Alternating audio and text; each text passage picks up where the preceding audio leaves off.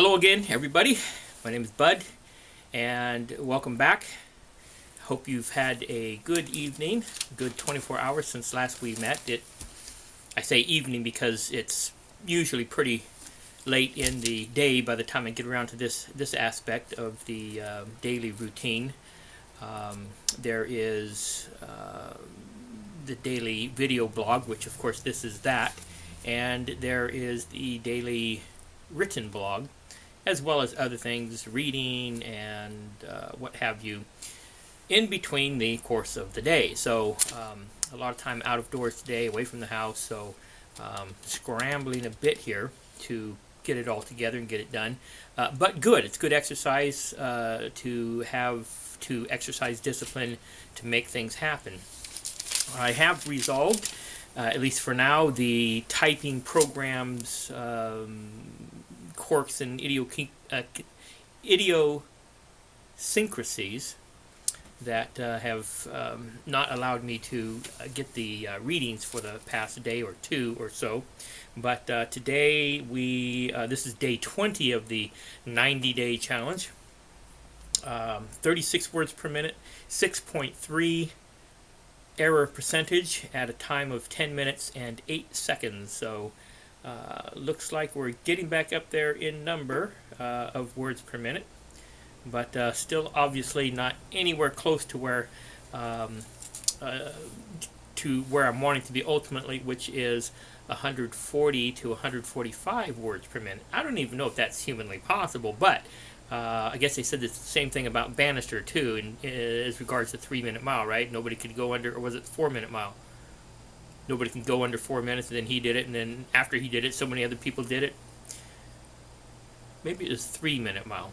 At any rate, today's written blog, which you are able to see if you will click the link below, excuse me, in the description, you can get over and take a look at the written blog. And today we're talking about our business. Talking to others, obviously, because talking to ourselves wouldn't do any good. But talking to others about what it is that we're doing and why and what it could mean for them. Now, I understand the apprehension that you might be having about doing that, especially since maybe you've been approached before by others about network marketing businesses, accosted perhaps, and or perhaps you've been in other deals and you've already approached your friends and your family so many times over the years, and you've pretty much left them with a sour taste in their mouths as regards you when you're in another deal, okay? And I can understand that, and I appreciate your sensitivity and your not wanting to burn any bridges before. Well, frankly, I don't know why you might be having those apprehensions, but I can imagine some of the reasons that we can come up with is, hey, I'm not going to talk to people until the business is up where it needs to be. And I've used that argument myself, but let me ask you this question. If you're not telling anybody about your business, then how will you ever get it up to where it needs to be in order to feel right about or comfortable about talking to people about your business? You see what I'm saying? There's kind of a quandary there.